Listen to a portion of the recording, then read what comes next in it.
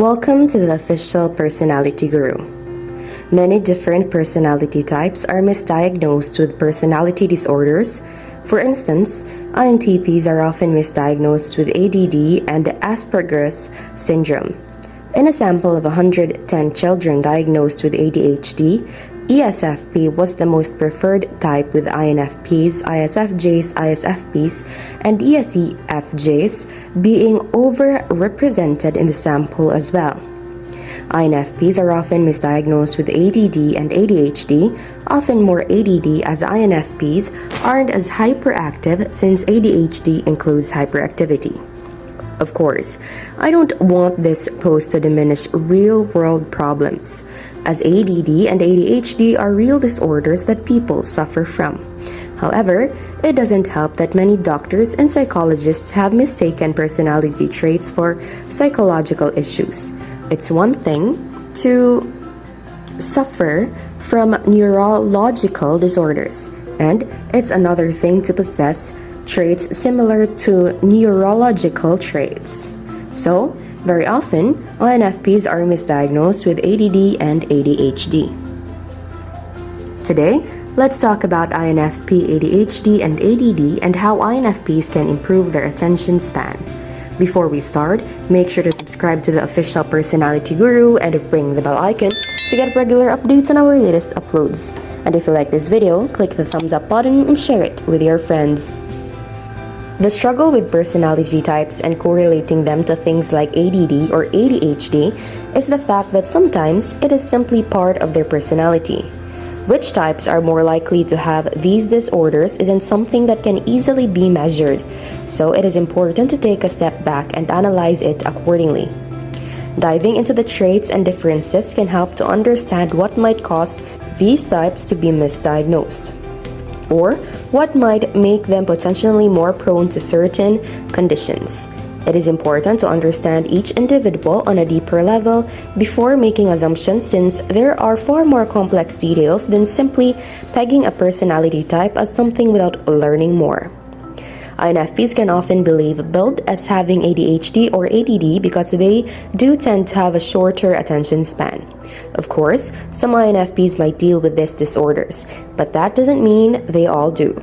It is important to learn about each individual and what makes them tick so that we can gain a better understanding of who they are and what they are about. INFP and ADHD. A lot of INFPs might find themselves diagnosed as having ADHD as children, since they do have difficulties paying attention to one thing. This can be a major misunderstanding, especially since this is often how the INFP's mind works naturally. INFP have this desire to bounce around to different ideas and struggle to remain focused on one thing. It is important not to jump to this assumption because so many INFPs are simply wired this way, and it isn't something that needs to be fixed or altered. Simply understand. The INFP child is curious about nature and wants to explore so many different things around them. Their minds are processing everything much faster than people realize, and so they can lose interest if they aren't challenged in the right ways. In so many cases, the INFP is often highly intelligent and needs to find something which can keep their active minds interested. They often need special classes or instructors who can keep up with their wild and imaginative inner minds and help to find something which will keep them inspired and productively focused on their passions. When the INFP isn't stifled and doesn't have people trying to change them, they can be very successful and can utilize their creativity in amazing ways. While most INFPs simply have minds which work a certain way, of course, some might have ADHD.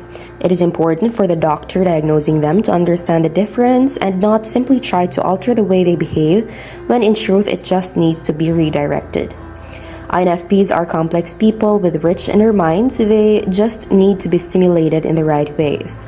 They can explore so many different paths and options in life and become curious about the world around them. INFPs are capable of maintaining focus, so long as they have something which draws their attention and keeps them interested. They need to feel excited and inspired by what they are doing, or else they'll become bored and underwhelmed rather quickly. It can be a truly miserable feeling for the INFP to be pegged as having something wrong with them, when in truth they are just misunderstood. To be told they need to fix who they are can cause the INFP to struggle with depressive feelings and loneliness. This is another reason why they so often feel misunderstood by those around them, since the INFP's mind is simply busy with so many ideas and thoughts all at once. They need to find things that can help them focus their curiosity and creativity on something positive and inspiring. Their daydreamer tendencies are a big reason why the INFP can become diagnosed with ADHD. The way they can sit for hours just imagining so many different things is something others might struggle to understand properly.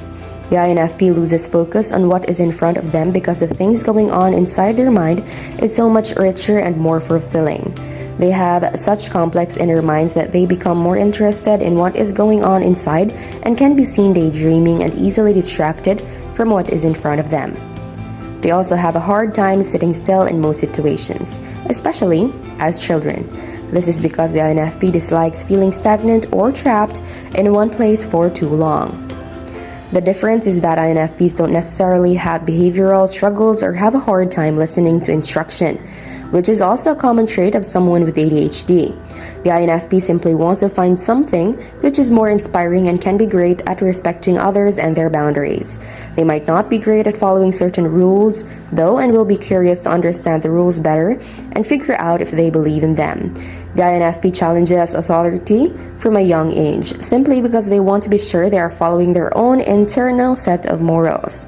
The line can be rather blurry at times, which is why it is so important to understand the INFP on a deeper level before accepting that they do have something like ADHD. How about you as an INFP or any other personality types? How can you improve your attention span? Be sure to watch until the end and share your experience for a chance to have your comment pinned. INFPs need to see the big picture, especially in school assignments. And if there is a point to the assignment, that's great.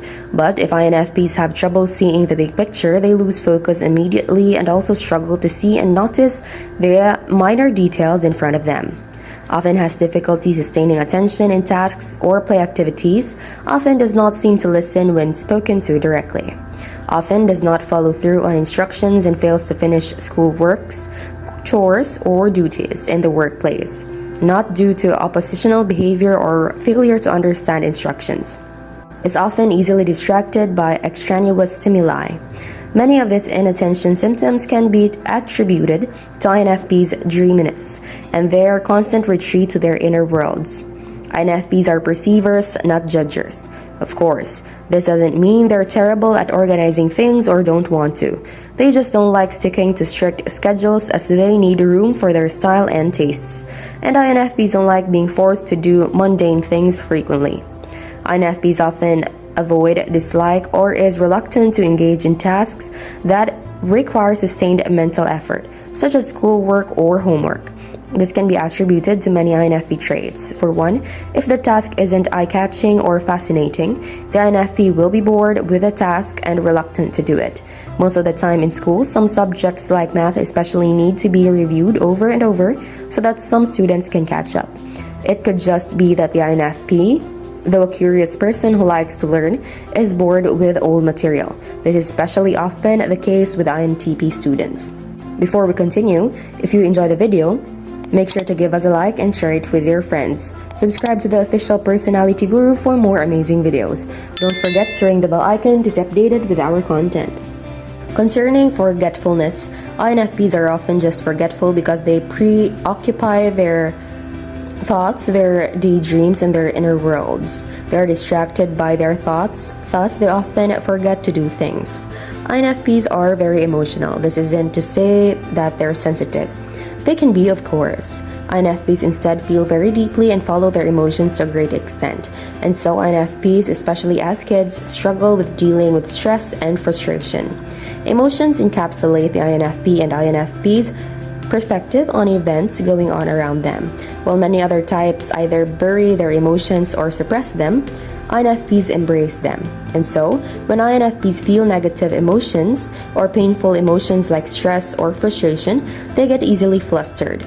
Thus, when INFPs are criticized for their works, they are very hypersensitive about it. Those works are very much their lives. INFPs put a lot of emotion and passion into the projects they work on. When people criticize them for their work, the INFP can get very emotional about it.